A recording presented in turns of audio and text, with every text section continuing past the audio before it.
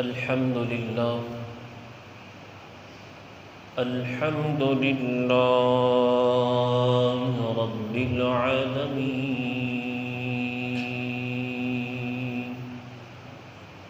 والصلاة والسلام على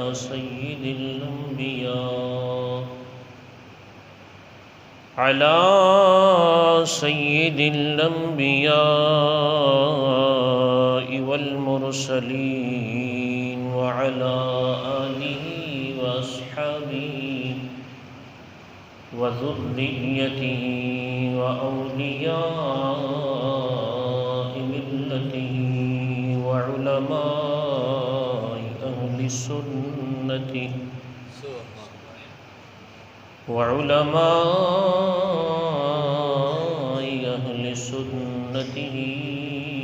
أجمعين.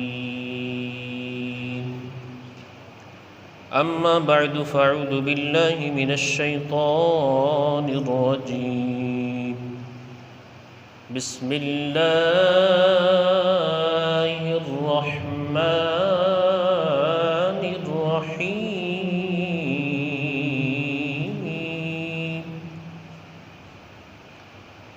واركعوا مع الراكعين.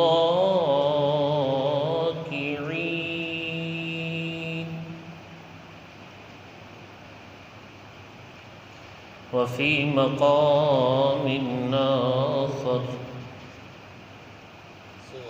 رجال لا تلهيهم تجارة ولا بيع عن ذكر الله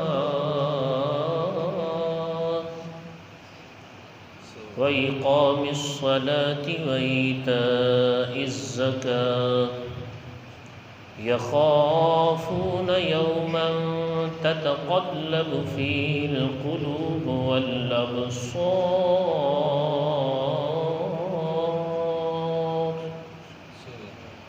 صدق الله العظيم وبلغنا رسوله النبي الكريم الأمين. إن الله وملائكته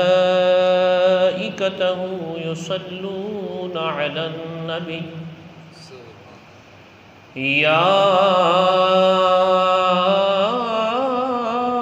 أيها الذين آمنوا صلوا عليه وسلموا تسليما.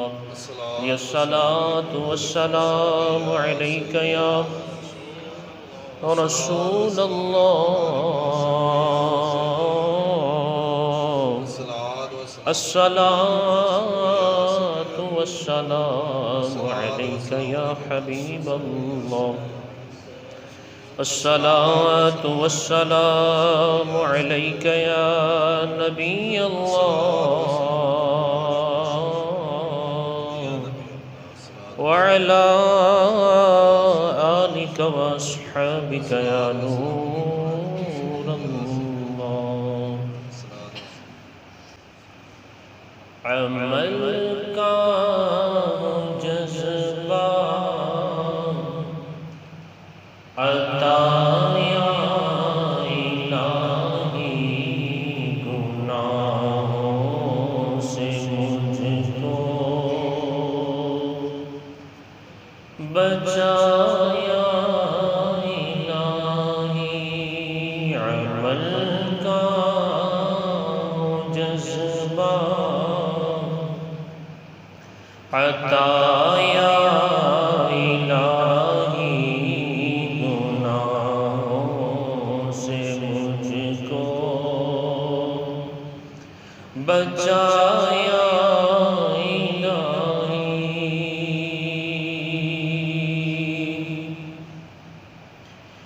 میں پانچوں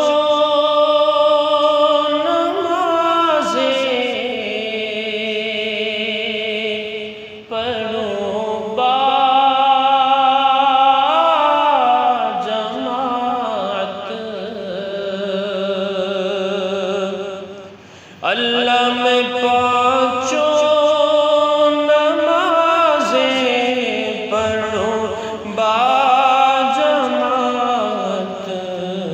توفیق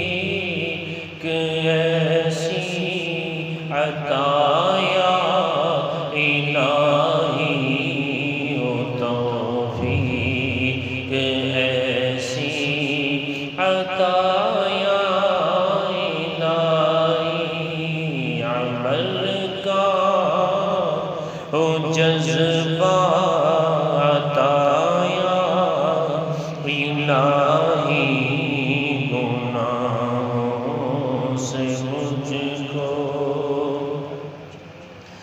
بچایا الہی، میں پڑھتا رہوں سنتیں وقت ہی پر،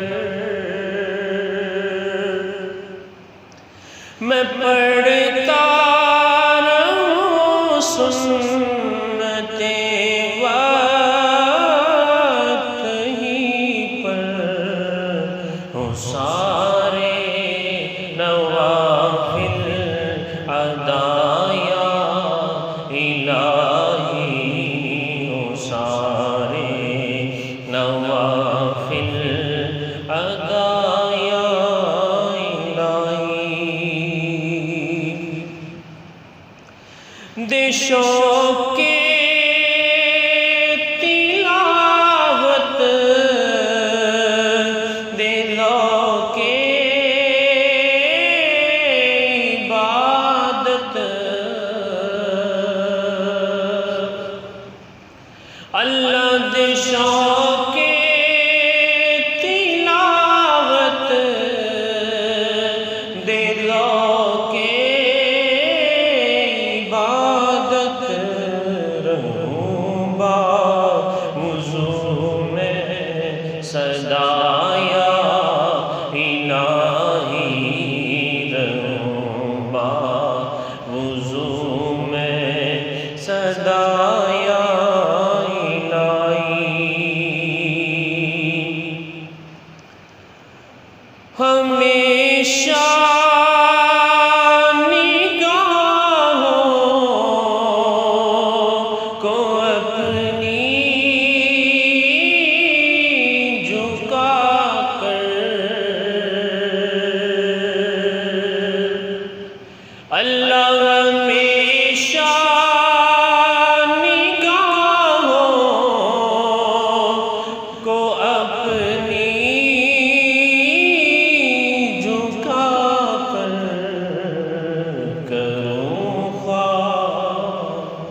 کروں خاشعانہ دعا یا الہی، امن کا ہوں جذبہ عطا یا الہی، گناہوں سے مجھ کو بچایا الہی، عمل کا ہوں جذبہ عطا یا الہی، مولا یصلی وسلم دائما ابدا علی حبیبک خیر الخلق کلہم، یا رب بالمصطفى بلغ مقاصدنا واغفر لنا ما مضى یا واسع الکرم، مولا یصلی وسلم دائما ابدا علی حبیبک خیر الخلق کلہم۔ حمد و ثنا اللہ تبارک و تعالی کی مبارک ذات کے لیے جو ہر ساجد کا پیارا مسجود ہے، اور درود و سلام بے شمار لا تعداد مرتبہ پیارے آقا دو عالم کے داتا میٹھے میٹھے مصطفیٰ صلی اللہ تعالی علیہ وآلہ وسلم کی مبارک ذات کے لیے۔ محترم اور محتشم عاشقان رسول، ذی قعدۃ الحرام کا مہینہ جاری و ساری ہے، تو اس میں آج ہمارے بیان کا جو موضوع ہے وہ جماعت کی فضیلت، نماز با جماعت پڑھنے کا شرعی حکم، اور جو با جماعت نماز پڑھنے سے محروم ہے وہ کتنا بڑا اپنا نقصان کر رہے ہیں، اس کے حوالے سے ہے۔ دعا ہے کہ اللہ تبارک و تعالی ہمیں بیان کر کے سن کے عمل کرنے کی توفیق عطا فرمائے۔ محترم اور محتشم عاشقان رسول، اللہ تبارک و تعالیٰ نے قرآن مجید فرقان حمید میں ارشاد فرمایا وَارْكَعُوا مَعَ الرَّاكِعِينَ، اور تم رکوع کرو رکوع کرنے والوں کے ساتھ۔ اس کا معنی کیا ہے؟ مراد کیا ہے؟ مفسرین کی ایک کثیر جماعت جو ہے وہ یہ کہتی ہے کہ اس سے مراد یہی ہے کہ نماز پڑھو نماز پڑھنے والوں کے ساتھ، یعنی جماعت کے ساتھ نماز پڑھو۔ اب یہ کہ نماز جماعت کے ساتھ پڑھنے کا شرعی حکم کیا ہے؟ ہمارے نزدیک، احناف کے نزدیک، بالغ عاقل مسلمان آزاد جو قادر ہو مسجد میں آنے پر، اس کے اوپر جماعت واجب ہے۔ ہاں چند مخصوص صورتیں ایسی ہیں جس میں جماعت بندے سے ساقط ہو جاتی ہے، جماعت کا حکم جو ہے وہ اس پہ نہیں ہوتا۔ وہ کنڈیشن، وہ صورت آپ اور مجھے علماء سے پوچھ کر پھر اختیار کرنی چاہیے، اپنی مرضی سے نہیں۔ اچھا، ہمارے ہاں تو ہے جماعت واجب، اور امام احمد بن حنبل رحمۃ اللہ تعالیٰ علیہ کے ہاں آپ فرماتے ہیں جماعت سے نماز پڑھنا فرض عین ہے۔ تو بہرحال ہمارے فقہا نے، اکابرین نے، علماء نے لکھا وہ یہ ہے کہ جماعت کے ساتھ نماز پڑھنا واجب ہے۔ قرآن کی آیت میں بھی اس کا حکم ہے۔ آج کل اس موضوع کو آج رکھنے کی وجہ کیا ہے؟ اللہ اکبر! وجہ یہ ہے کہ وہ لوگ بھی بڑے نقصان میں ہیں جو وہ نماز نہیں پڑھ رہے ہیں، بہت بڑا نقصان کر رہے ہیں، کہ جس نے جان بوجھ کر ایک نماز چھوڑ دی، جہنم کے اس دروازے پہ اس کا نام لکھا جاتا ہے جس سے وہ جہنم میں داخل ہوگا۔ لیکن کتنے ہی ایسے ہیں جو نماز پڑھنے والے ہیں، لیکن نماز پڑھنی ہی ہے، کئی قضا کر کے پڑھتے ہیں، کئی پڑھتے ہیں تو لیٹ پڑھتے ہیں، کئی پڑھتے ہیں تو اس انتظار میں ہوں گے کہ جماعت کا ٹائم 15 منٹ کے اوپر ہے، 2:15 پہ، تو ہم 13 منٹ سے گھر سے نکلیں گے۔ اب پھر جب مسجد میں آتے ہیں تو بعض اوقات پہلی رکعت ہی فوت ہو جاتی ہے،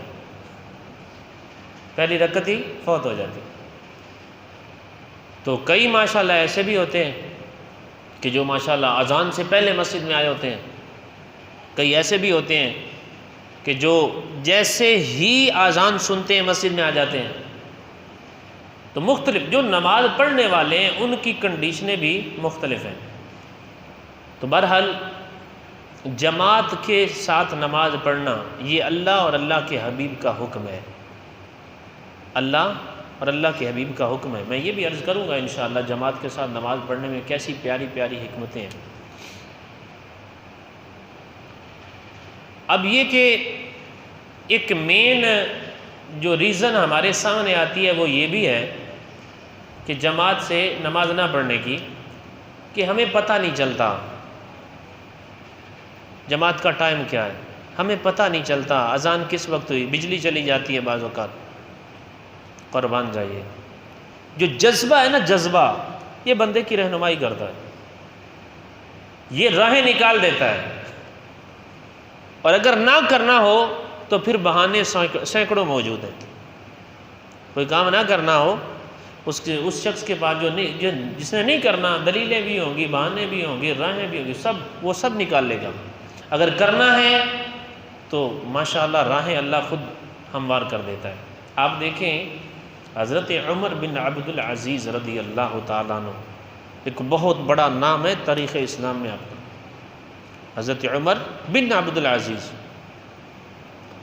آپ کے حوالے سے آتا ہے کہ آپ نے جو اپنا گھر بنایا تو گھر کی وہ سائڈ جو مسجد کی جانب تھی اس میں آپ نے ایک بڑا سارا روشن دان بنوایا۔ وجہ کیا؟ کہ جیسے ہی اذان آئے مجھے پتہ چل جائے، جیسے ہی اذان آئے مجھے پتہ چل جائے، اذان ہوتے ہی آپ مسجد میں چلے جاتے۔ بعض اوقات ایسا بھی ہوتا کہ آپ اگر اذان میں تھوڑی سی دیر ہو جاتی، تاخیر ہو جاتی، تو آپ خود کوئی بندہ بھیج کر، خادم بھیج کر جا کے مؤذن کے پاس بھیجتے کہ انہیں کہیں کہ اذان میں دیر ہو رہی ہے، اذان پڑھیں. یعنی نماز کی طرف توجہ اور نماز کی حفاظت کا اتنا عظیم ذہن، اتنی عظیم جستجو. اور دوسری طرف ہمارا حال بھی دیکھ لیں، ہم کیا کرتے ہیں.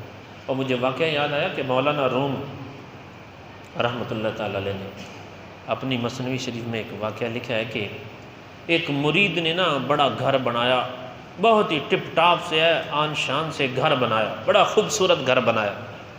اس نے اپنے پیر کی دعوت کی کہ اب افتتاح کرواتے ہیں، پیر صاحب آئیں گے، قدم لگا جائیں گے، انشاءاللہ برکتیں ہوں گی. علماء صوفیاء کا آنا باعث برکت ہوتا ہے. اب وہ جیسے ہی اس نے اپنے پیر کی دعوت کی نا، پیر گھر میں آیا، اس نے سارے گھر کا معائنہ کیا، کونے دیکھے، ادھر ادھر کمرے سب کچھ دیکھے. اینڈ میں آ کے نا اس نے روشن دان بنے ہوئے تھے. تو مرید سے پوچھا کہ یہ کیا ہے؟ ایسا تو نہیں کہ پیر کو پتہ ہی نہیں تھا، اس کو پتہ تھا کہ یہ کیا ہے. تو مرید کہنے لگا حضور یہ میں نے روشن دان رکھے ہیں کہ سورج کی روشنی کرنیں آتی رہیں گی، شعائیں پڑتی رہیں گی. آپ نے فرمایا اے کاش کہ تیرا جواب یہ ہوتا کہ حضور میں نے یہ روشن دان اس لیے رکھا ہے کہ اذان کی آواز میرے کمروں میں آتی رہے، اذان کی آواز میرے گھر میں آتی رہے. اگر تیری نیت یہ ہوتی تو آج تمہیں ان روشن دان کے رکھنے کا بھی ثواب ملتا رہتا.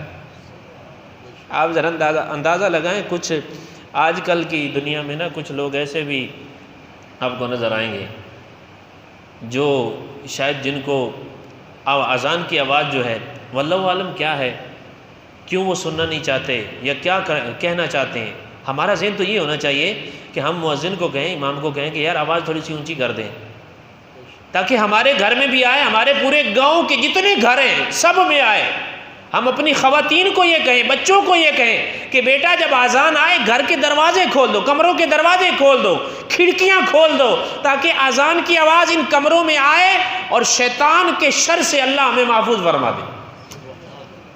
کیسے ایک کامل پیر نے اپنے مرید کی توجہ دلائی کہ کہا کاش کہ یہ روشن دان تو نے اس لیے رکھے ہوتے کہ ان سے تیرا جواب یہ ہوتا، جب میں نے پوچھا نا یہ کیوں رکھے ہیں، یہ کیا ہے، تیرا جواب یہ ہوتا کہ حضور یہ اس لیے رکھے ہیں کہ اذان کی آواز گھر میں آئے اور میری جماعت کبھی فوت نہ ہو. تو مولانا روم فرماتے ہیں کہ اس پیر نے پھر اپنے مرید کو کہا کہ نیت ایسی کیا کرو جو مومن کی شایان شان ہوتی ہے. اگر تمہاری نیت یہ ہوتی اذان کی آواز آئے، اللہ کے ذکر کی آواز آئے، سورج کی روشنی تب بھی آنی تھی، لیکن اب نقصان کیا ہو گیا کہ نیت تمہاری یہ نہیں تھی، نیت یہ تھی کہ سورج کی روشنی اور کرنیں آئیں، اندر روشنی پھیل جائے. اب وہ روشنی تو آتی رہے گی، نیت ثواب کی نہیں کی تو ثواب نہیں ملے گا. انما الاعمال بالنیات، کہ اعمال کا دار و مدار تو نیتوں پر ہے. تو محترم اور محتشم عاشقان رسول، اللہ ہمیں ذہن دے. بالخصوص ہم اپنے ذہن میں یہ بات رکھیں. کمرے بنانے ہی ہوتے ہیں، ہر کسی نے بنانے ہوتے ہیں، گھر بنانا ہی ہوتا ہے. کوشش کریں آپ صحابیات اور تابعین، تبع تابعین، اولیاء اعظام کے عمل سے یہ بات پتہ چلتا ہے کہ ان میں خاص کڑن تھی کہ اذان کو سننے کے لیے وہ بڑے بےتاب رہتے تھے، اذان کا جواب دینے کے لیے بڑے بےتاب رہتے تھے. اچھا، یہ جو قرآن پاک کی آیہ مقدسہ ہے نا، رجال لا تلہیہم تجارہ، اس کا معنی کیا ہے؟ اس کا معنی امام غزالی نے بیان فرمایا. آپ فرماتے ہیں کہ اللہ فرماتا ہے کچھ ایسے مرد ہیں، کچھ ایسے لوگ ہیں، لا تلہیہم تجارہ، کہ انہیں غافل نہیں کرتا کوئی سودا، کوئی تجارت، کوئی ان کا کاروبار ان کو غافل نہیں کر سکتا. ولا بیع، نہ کوئی خرید و فروخت ان کو غافل کر سکتی. کس سے؟ عن ذکر اللہ، اللہ کے ذکر سے. وإقام الصلاۃ، نماز کے قائم کرنے سے. وإیتاء الزکاۃ، اور زکوٰۃ کے دینے سے. اور وہ لوگ کیسے ہیں، وہ مرد کیسے ہیں؟ یخافون یوما تتقلب فیہ القلوب والابصار.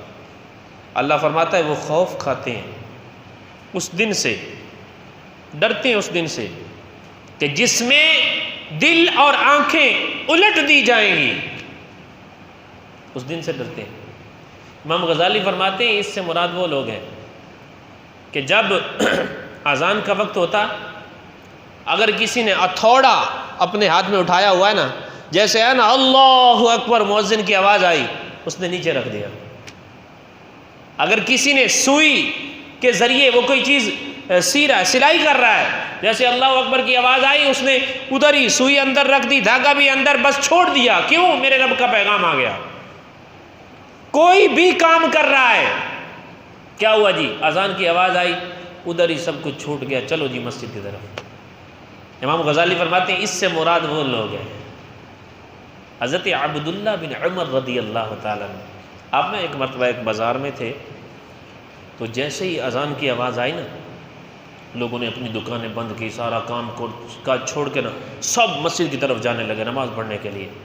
آپ نے فرمایا یہ وہ لوگ ہیں جن کے بارے میں اللہ نے ارشاد فرمایا رجال لا تلہیہم تجارت ولا بیع، کہ ایسے مرد ہیں کہ انہیں غافل نہیں کرتا ان کا کوئی سودا یا کام، خرید و فروخت اللہ کے ذکر سے نہیں غافل کر سکتے، نماز قائم کرنے سے، زکوٰۃ دینے سے۔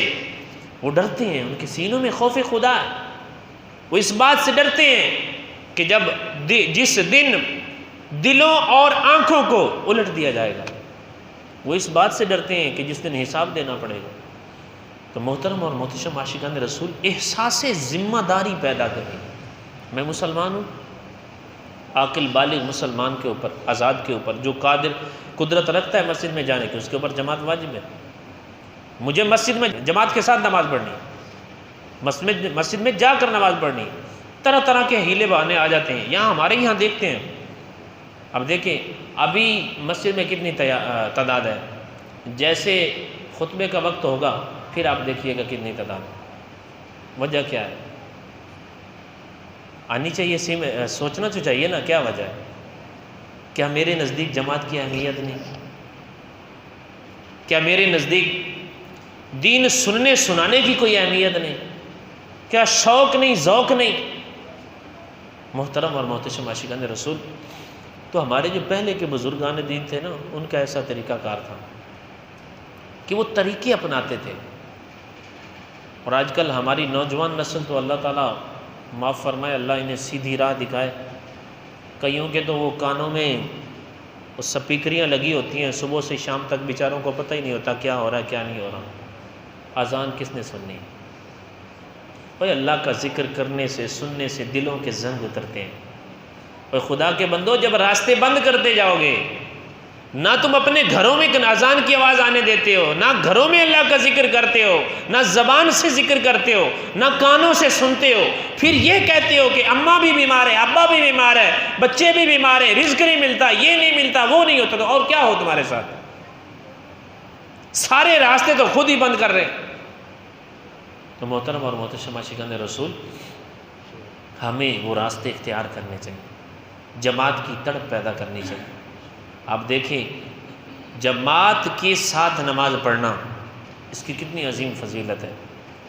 میرے آقا علیہ الصلوۃ والسلام کا فرمان موجود ہے، سرکار نے ارشاد فرمایا جماعت سے نماز پڑھنا اکیلے نماز پڑھنے سے 27 گنا زیادہ ثواب ہے۔ ایک حدیث پاک میں فرمایا گیا کہ بازار میں اور مسجد کے علاوہ نماز پڑھنا، اور مسجد میں نماز پڑھنا، مسجد میں جماعت کے ساتھ جو نماز پڑھی اس کا ثواب 25 گنا ہے، اکیلے میں پڑھیں گے اس کا ایک ثواب ہے۔ اب یہ ایک شریعت کا پیمانہ، میزان، ترازو ہمیں بتا دیا گیا، جماعت کے ساتھ نماز پڑھیں گے ایک نماز کا 27 گنا ثواب، دوسری روایت کے مطابق 25 گنا ثواب۔ اگر ایک بندے کو 1 روپے کے بدلے میں 25 روپے نفع مل رہا ہو، 27 روپے نفع مل رہا ہو، آپ ذرا اندازہ لگائیں وہ کس بازار میں جائے گا؟ دوسری بازار وہ بھی ہے کہ جہاں ایک کے بدلے میں ایک ہی ملنا ہے، کون سی بازار میں جائے گا؟ اور جہاں سے ایک کے بدلے میں 25 مل رہے ہیں، 27 مل رہے ہیں، تو نقصان درمیان میں کون کر رہا ہے؟ کوئی تیسرا آدمی کر رہا ہے، ہم خود کر رہے ہیں۔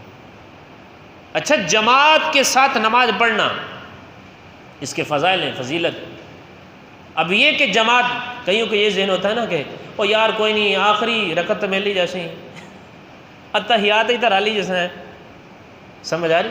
یہ جو جماعت کے ساتھ نماز پڑھنے کا حکم ہے اور فضائل ہے نا، علماء صوفیہ فرماتے ہیں کہ یہ وہ لوگ ہیں جو تکبیر اولیٰ کے ساتھ جماعت کے ساتھ نماز پڑھتے ہیں. اگر آخری رکعت بھی مل گئی ثواب ہے اس کا، لیکن وہ ثواب، وہ شان، وہ آن نہیں ہے جو ابتدا سے آخر تک ہے. ایک نہیں، چاروں رکعت نماز جماعت کے ساتھ پڑھی ہیں یار، تکبیر سننے کی سعادت نصیب ہوئی اسے. سمجھ آ رہی؟ اور تکبیر اولیٰ بھی فوت نہیں ہوئی.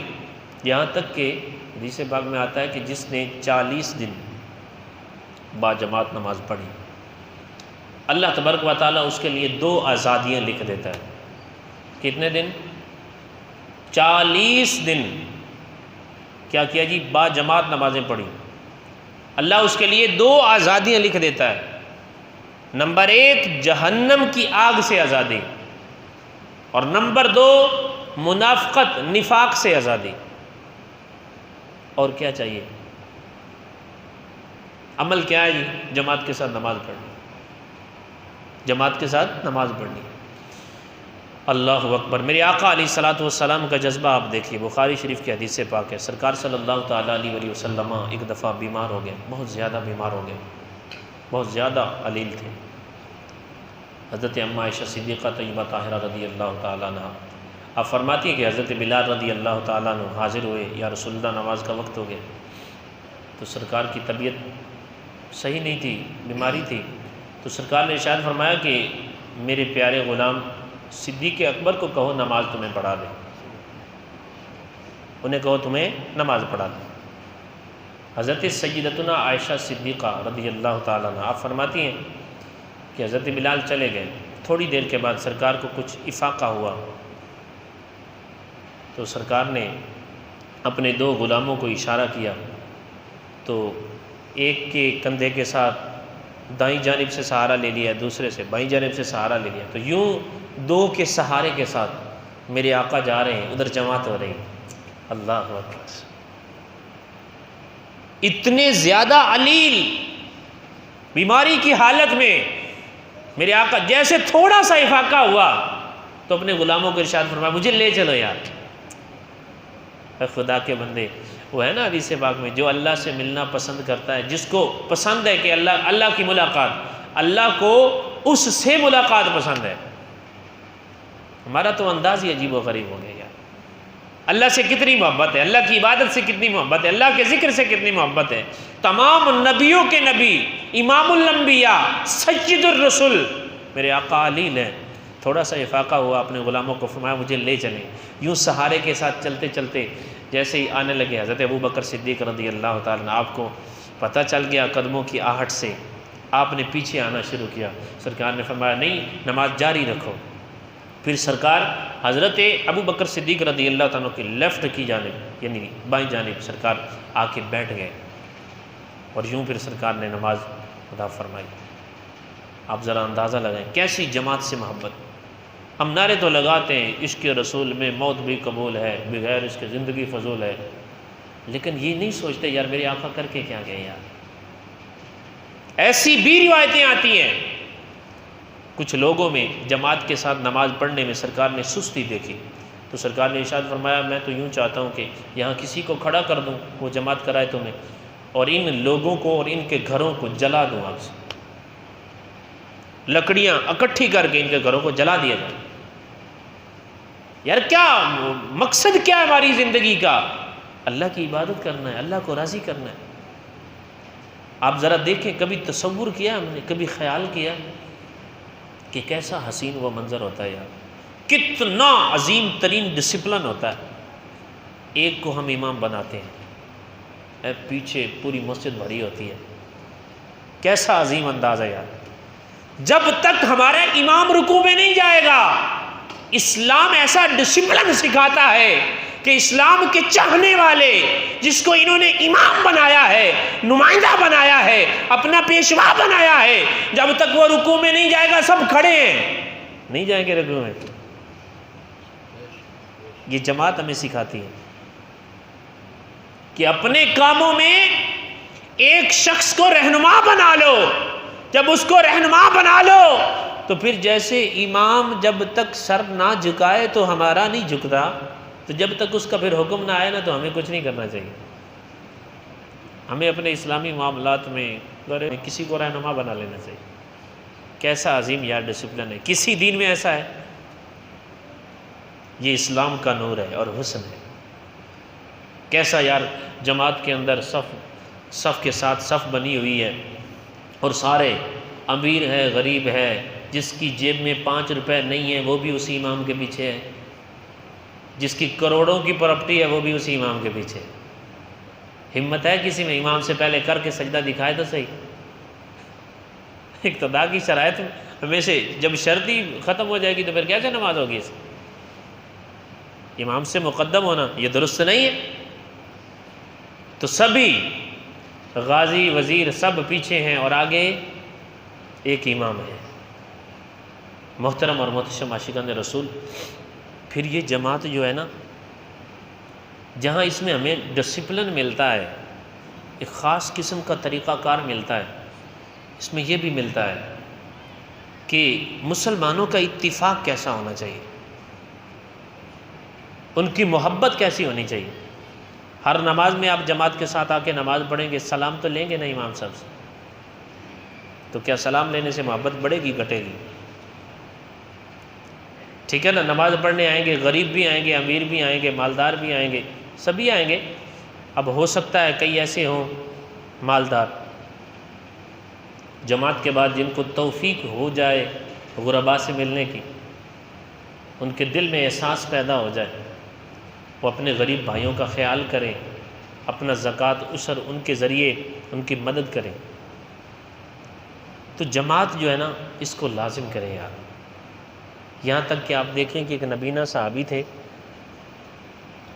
سرکار صلی اللہ تعالیٰ علیہ وسلم کی بارگاہ میں حاضر ہوئے، عرض کرنے لگے یا رسول اللہ صلی اللہ تعالیٰ علیہ وسلم، میں نبینہ ہوں، مسجد میں نہیں آ سکتا، مجھے اجازت عطا فرما دے، میں گھر میں نماز پڑھ لیا کروں۔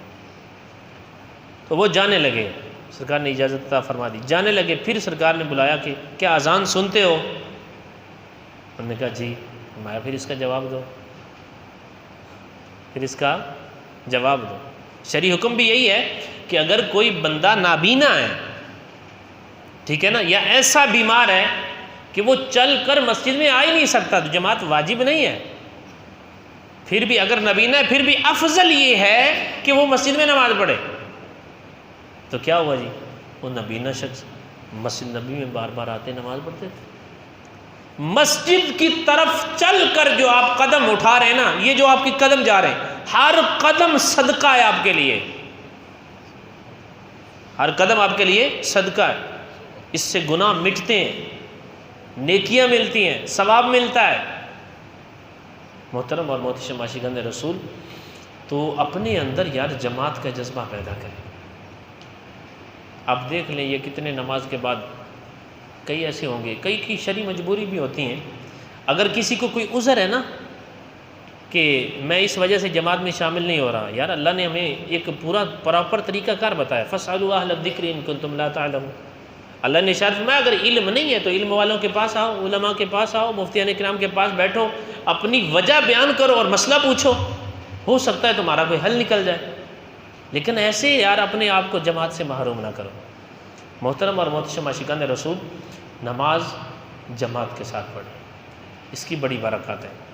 اب دیکھیں اکیلے آپ نماز پڑھیں گے، ہو سکتا ہے وہ جیسے حدیث پاک میں نا الشیطان مع الواحد، کہ شیطان جو ہے یہ ایک کے ساتھ ہوتا ہے، ومن الاثنین ابعد، اور دو سے شیطان بھاگتا ہے دور۔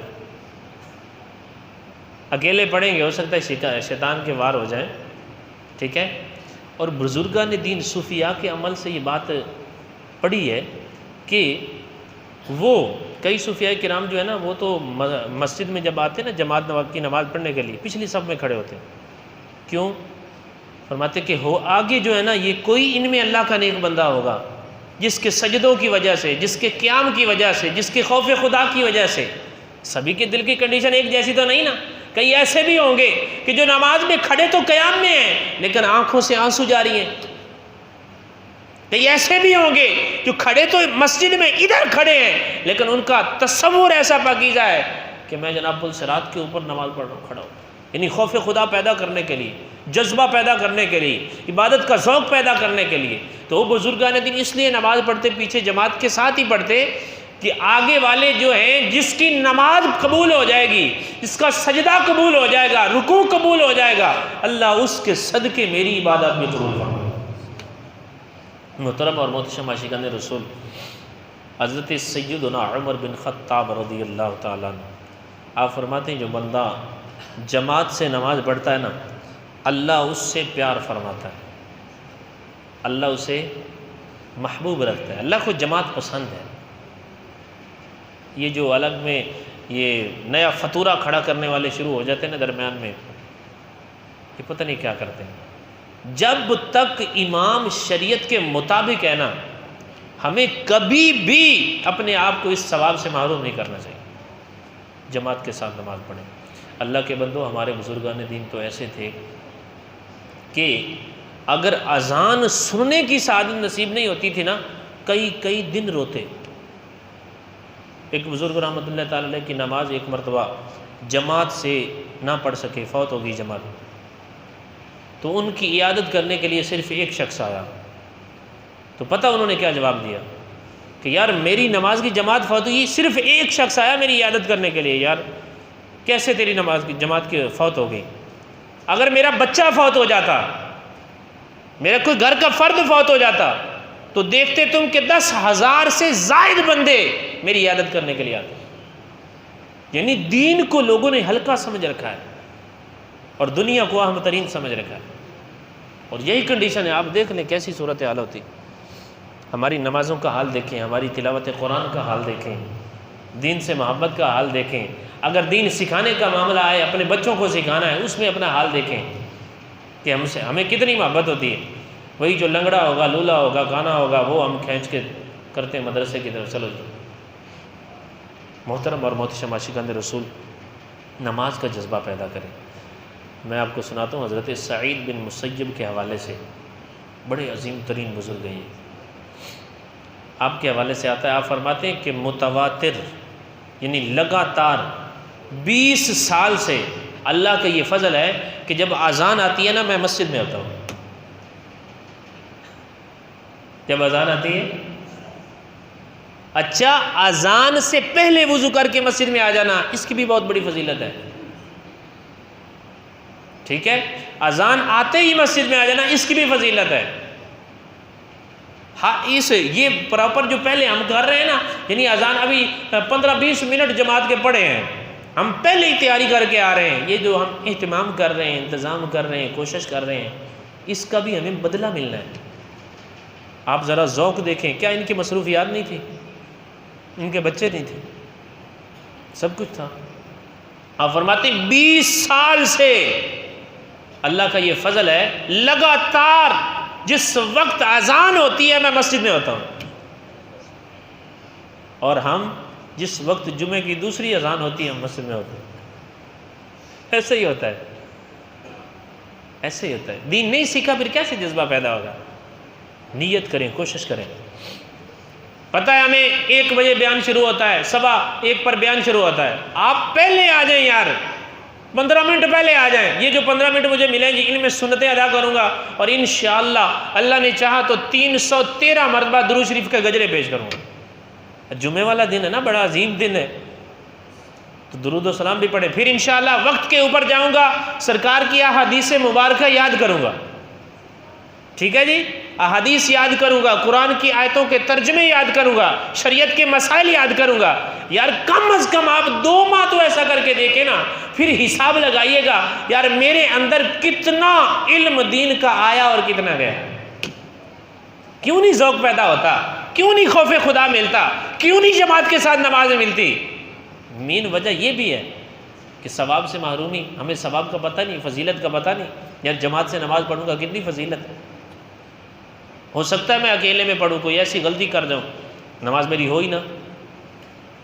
جماعت سے پڑھوں، کتنے ہی ایسے اللہ کے چاہنے والے ہوں یا محبت کرنے والے علماء ہوں، حفاظ کرام ہوں، مفتیان اعظام ہوں، اس جماعت میں نماز پڑھنے والے، اللہ ان کے صدقے میرے بھی ٹوٹے پھوٹے سجدے قبول فرما لیں۔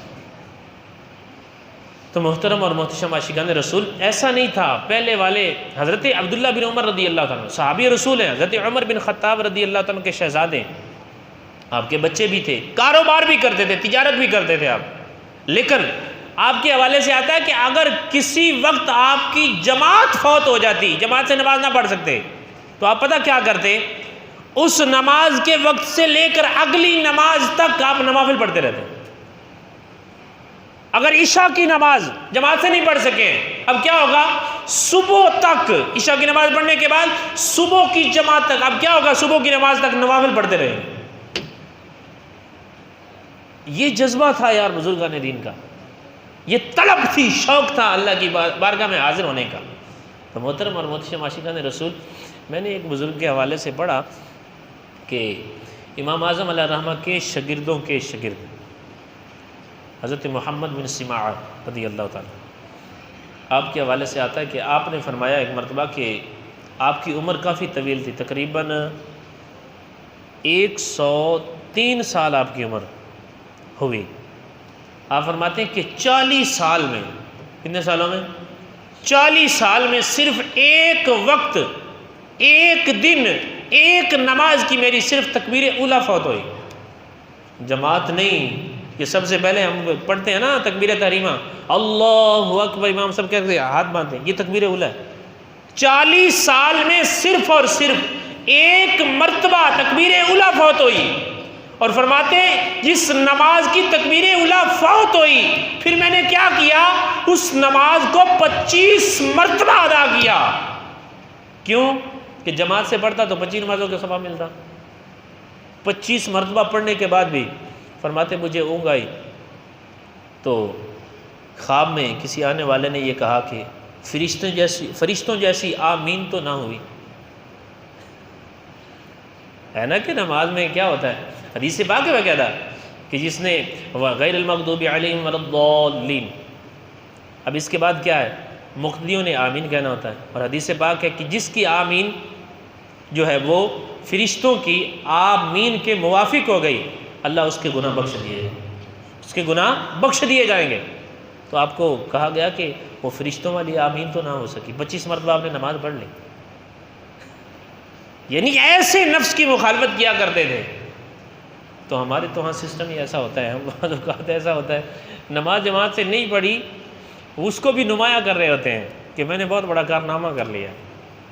اور یار تکبیر اولیٰ فوت ہو گئی. 3 دن تک کئی صوفیاء کرام کے حوالے سے یہ آتا ہے، اگر نماز فوت ہوگی نا تو زاروں قطار روتے، اپنے آپ کو کوستے کہ یار میری جماعت فوت ہو گئی، میں اتنے بڑے ثواب سے محروم ہو گیا. تو محترم اور محتشم عاشقان رسول، کوشش کریں آپ کہ نماز جماعت سے بڑا کریں. جماعت ہماری فوت نہیں ہونی چاہیے. کوشش کریں، اللہ توفیق دینا، جماعت سے پہلے آ جائے گا مسجد میں. جیسے جمعہ ہوتا ہے نا تو کوشش کیا کریں 1 بجے ہم جمعے میں، 12 بجے سب سسٹم ختم. ٹھیک ہے، تیاری کریں، خوب تیاری کے ساتھ اچھے کپڑے پہنیں، خوشبو لگائیں. ٹھیک ہے، اور کوشش کریں آگے والی یہ صفیں جو ہے نا، آگے والی نماز میں سب سے افضل ترین صف وہ ہوتی ہے جو امام کے ساتھ ملی ہوئی ہے، امام کے ساتھ ملی. یہاں تک بھی آتا ہے کہ اس صف میں کتنا ثواب ہے، اس کی فضیلت کتنی ہے. اگر تمہیں پتہ چل جاتا تم آپس میں کرا ڈالتے اور قرآن اندازی کرتے، پرچیاں باندھے. یعنی ہر ایک یہ جھگڑا کرتا اور چاہتا کہ میں پہلی صف میں چلا جاؤں. اور جو لوگ جماعت سے نماز نہیں پڑھتے، میرے آقا نے ارشاد فرمایا، حدیث کا مفہوم ہے کہ اس کو اگر پتہ چل جائے کہ میں کتنا بڑا نقصان کر رہا ہوں تو وہ گھسٹتا ہوا، سمجھ آ رہی، ریڑھ کے بھی وہ مسجد دے وچ آوے. اللہ ہمیں توفیق دے کہ ہم جماعت سے نماز پڑھنے والے بن جائیں، اور جمعے والے دن بھی خصوصی انتظام کیا کریں. خدا کے بندو، دین مصطفیٰ کو سیکھیں. یہ ہمارے دلوں کا چراغ ہے، یہ ہمارے دماغ کی روشنی ہے. ہم اس کو سیکھیں گے انشاءاللہ ہمارے بچے بھی دین کے مطابق ہوں گے، ہم خود بھی دین کے مطابق ہوں گے. طلب پیدا ہوگی، شوق پیدا ہوگا، ذوق پیدا ہوگا، خوف خدا ملے گا، عبادت کا شوق ملے گا. پھر ایک دن ایسا بھی آئے گا جب گھر والے سارے سوئے ہوئے ہوں گے، حضرت صاحب، چودھری صاحب کیا کریں گے جی؟ اٹھ کے وضو کر کے سب سوئے ہوئے ہیں، یہ گھر میں مصلی بچھا کے تہجد کی نماز ادا کر رہے ہیں. یہ کب ہوگا؟ جب چستی پیدا ہوگی. والذین جاہدوا فینا لنہدینہم سبلنا. اللہ فرماتا ہے وہ جو کوشش کرتے ہیں ہماری بارگاہ میں، ہمارے قرب میں آنے کی کوشش کرتے ہیں، اللہ کے مقرب بن جائیں، ہم ان کے لیے راہیں کھول دیتے ہیں. اللہ ہمیں توفیق دے ہماری کوئی بھی جماعت فوت نہ ہو، ہم اذان سے بھی پہلے مسجد میں آ جائیں. 15 منٹ 15-20 منٹ ہے، توجہ کے ساتھ، کوئی جلد بازی کرتے ہوئے نہیں، اطمینان کے ساتھ نماز پڑھیں، سکون سے اپنے رب کی بارگاہ میں حاضری دیں. پھر انشاءاللہ رزق کی تلاش کے لیے نکلیں اور اللہ کے اوپر اپنی بازیاں چھوڑ دیں، امیدیں چھوڑ دیں. کیوں نہیں رزق ملتا؟ یہ چند سوال جو میرے پاس پہنچے ہیں ان کا میں جواب آپ کو عرض کر دیتا ہوں. پچھلے جمعے یہ ایک مسئلہ بیان ہوا تھا کہ دوبارہ جنازہ نہیں پڑھ سکتے. ایک بھائی نے فون کیا تھا کہ دوبارہ کیا دن میں ایک جنازے سے زیادہ جنازے نہیں پڑھ سکتے؟ وہ جو مسئلہ تھا وہ یہ تھا کہ ایک ہی میت کے 2 جنازے نہیں پڑھ سکتے، یہ مسئلہ بیان ہوا تھا. ٹھیک ہے. ہاں ایک صورت ایسی تھی کہ اگر اس کا جنازہ کسی قریبی رشتہ دار یا ولی کی اجازت کے بغیر پڑھ لیا گیا ہے تو پھر وہ دوبارہ پڑھ سکتا ہے. لیکن اس صورت میں بھی یہ تھا کہ جنہوں نے پہلے اس کا جنازہ پڑھا ہے وہ نہیں پڑھیں گے، نیو جو آدمی ہے وہ پڑھیں گے. اچھا یہ جو اب سوال ہوا نا یہ تھا کہ ایک دن میں کیا 2 جنازے نہیں پڑھ سکتے؟ ایک دن میں اگر 100 میت ہے نا آپ 100 بھی پڑھ سکتے ہیں جنازے، اس کی کوئی ممانعت نہیں ہے. سمجھ آ رہی؟ جو وجہ تھی یا مسئلہ تھا وہ یہ تھا کہ ایک ہی میت کا ڈبل جنازہ پڑھنا، تو اس کی اجازت نہیں ہے. اور اجازت کی جو صورت تھی وہ بھی میں نے عرض کر دی تھی. لیکن اس کے علاوہ اگر ایک میت ہے، 2 ہے، 3 ہے، 4 ہیں تو آپ جنازے پڑھ سکتے ہیں. سب میتوں کے جنازے پڑھانے والے چاہے ایک ہی امام ہو، وہی مقتدی ہو سکتا ہے، کوئی مسئلہ نہیں، ثواب بھی ملے گا، بالکل درست ہے. اچھا یہ دوسرا مسئلہ یہ کہ اگر فجر کی جماعت کھڑی ہو تو کیا فجر کی سنتیں ادا کر سکتے ہیں؟ اس کے حوالے سے میں تفصیل عرض کرتا ہوں. یہ اجازت جو ہے نا فجر کی سنتیں جماعت کھڑی ہو تو فجر کی سنتیں پڑھنا، یہ صرف اور صرف فجر کی نماز میں ہی اجازت دی گئی ہے.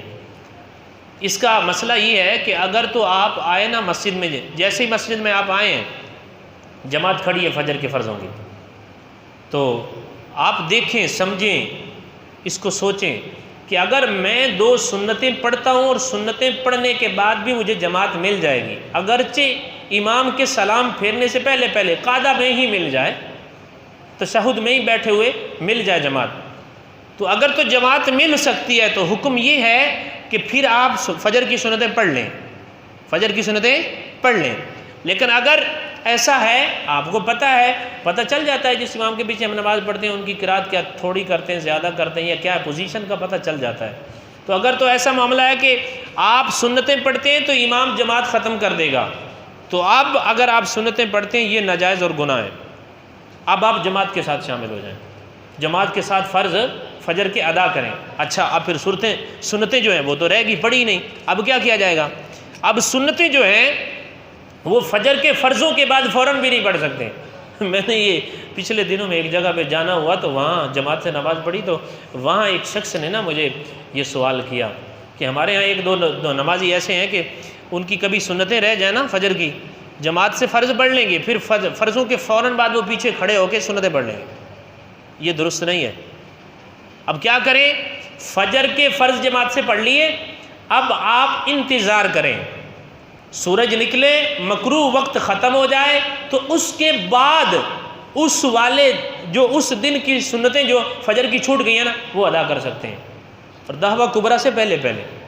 اچھا اب کل کی فجر کی سنتیں چھوٹی اور ان کو کل نہیں ادا کیا، آج ادا کرنا یہ بھی جائز نہیں ہے. اسی دن دعویٰ کبریٰ سے پہلے مکروہ وقت گزرنے کے بعد آپ وہ فجر کی سنتیں ادا کر سکتے ہیں. اور لیکن یہ بات بھی آپ ذہن میں رکھیں کہ فجر کے علاوہ اگر کوئی اور جماعت ہو رہی ہے، جیسے ظہر کی ہو رہی ہے، عصر کی ہو رہی ہے، عشاء کی ہو رہی ہے، تو اب جماعت شروع ہے اور آپ آئیں اور جناب حضرت سنتوں کے شروع ہو جائیں، نہیں، اس کی اجازت نہیں. یہ صرف اور صرف جماعت ہوتے وقت فجر کی سنتیں ہی پڑھنے کی اجازت ہے. وہ بھی میں نے عرض کر دیا کب اجازت ہے. اگر یہ آپ کو پتہ چل جائے کہ میں جماعت سے مل جاؤں گا تو ادا کر سکتے ہیں، وگرنہ نہیں کر سکتے۔ اچھا، تیسرا سوال یہ ہے کہ کیا عورت پیر بن سکتی ہے اور اس کا مرید بننا بھی جائز ہے؟ ایسا تو کچھ نہیں ہے، علماء سے، اولیاء سے، صوفیاء سے، اکابرین سے جو چلا آ رہا ہے، یہ منصب پیر بننے کا یہ اللہ نے مردوں کو ہی عطا فرمایا۔